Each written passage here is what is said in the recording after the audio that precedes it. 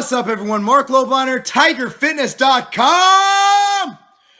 Oh, wow. This is a topic I've been meaning to delve into since we did that whole gains tour in Australia, because this was asked and ridiculed in a lot of our seminars over there.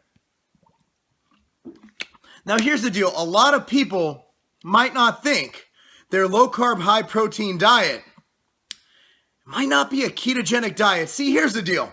In the 1970s, Dr. Atkins popularized a thing called the Atkins Diet, or a low-carb ketogenic diet.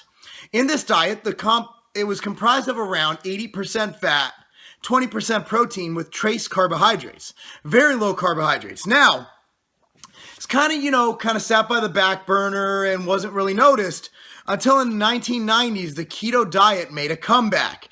And with this, it was grasped by the bodybuilding gurus who took something that was great for sedentary people and made it completely stupid. And I'll explain why in a second. Hell, everybody was using this, man. Celebrities, my neighbor next door, the fat ass. Hell, I even tried variations of it, including the CKD, TKD, and all the KDs you can think of. Anything comprised of ketogenic diet, like most diets I have tried in my career, and I can tell you exactly how I felt and what I did using it. Now, here's the thing about these. They're high fat and low protein because the body needs to be depleted of all carbohydrates. So while it's good for a lot of people, including the housewife whose only activity is loading groceries and children in and out of her minivan, the bottom line is, it's not good for bodybuilders, because bodybuilders, in my opinion, need about 0.8, I like to just say a gram of protein per pound of body weight to maximize their lean mass gains and fat loss. So no way are you going to be able to get a gram per pound of body weight of protein if you're getting 80% fat from pork rinds and whatever else you're eating. So the gurus came in.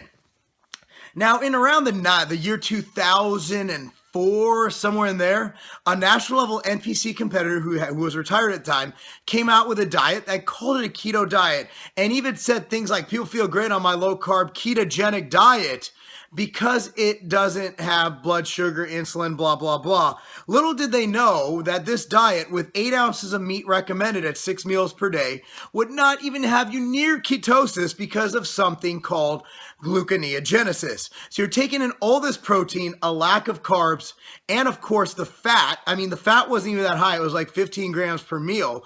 Added to the protein source, which was a lean protein source. So what you were on there was not a ketogenic diet. It was a gluconeogenic diet. Now, here's the problem with that. Problem is that gluconeogenesis is a very inefficient way to get carbohydrates. Why not just give your body the glucose, let those provide you the energy, and thus utilize the protein and fat for what they're there for? There are 2 essential nutrients in the body. There's essential fatty acids and essential amino acids. There's no essential carbohydrate, but I will argue that the glucose derived from carbohydrates is essential because it allows the protein and the fat to go to work. Now, ketogenic diets can operate efficiently. However, you need an ultra high fat content for your body to switch over from glucose to ketones for fuel. And even then, I don't feel that's superior for bodybuilding, because glucose is something the muscles use for energy. So one thing, my thing is, and Doug and Sean in the Gains Alliance, is to keep cardio as low as possible and carbs as high as possible throughout the diet, so you have things to work on if you hit stick points. Now, what I like to do is set protein at 1 to 1.5 grams per pound of body weight, set fat to around 20% or more of your daily intake calorically, and fill in the rest of your total caloric needs with yummy and delicious carbs. To find your daily caloric intake, I have an article below. Click on that article. Within there, there's a link to the total TDEE. Just type in TDEE on content.tigerfitness.com, and it'll give you a chart to help you figure out your total daily energy expenditure. So here's the deal. If your carbs and fat are set high, diets aren't about your composition of your diet. It's more so about how you adjust it.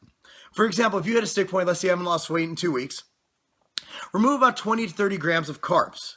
Depending on your total carb level, you can do either more or less. Stick point 2, add another 10 minutes to your cardio sessions. So you do three cardio sessions a week, add 10 minutes, For stick point 3, remove 5 grams of fat. per meal. Never go below 20% total caloric intake. Stick 0.4, lower protein, not to go below 1 gram per pound of body weight. That's just one way of doing it. There's many ways to adjust your diet. Another reason I don't like ketogenic diets is I do like having carbs around training.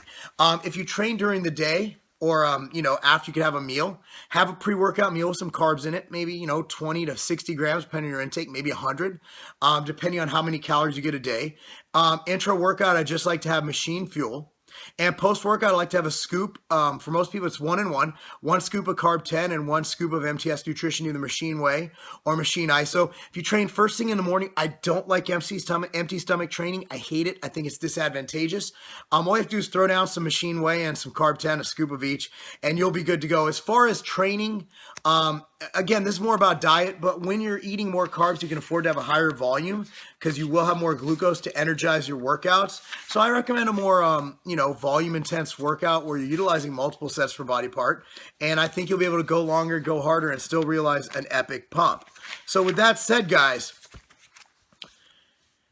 it just kind of offends me that trainers still think they're putting their clients in ketogenesis, when in actuality, they're just utilizing high-priced carbohydrates in the form of protein that gets converted via gluconeogenesis, which isn't advantageous, I believe, or serves any value over any other diet form, which would be eating carbs. So again, what I'm looking at is I am kind of bashing these trainers for not knowing what energy system they're using for their diets, but I'm also saying there is a better way. You don't have to forego bread. You don't have to give up sweet potatoes. You don't have to give up Pop-Tarts.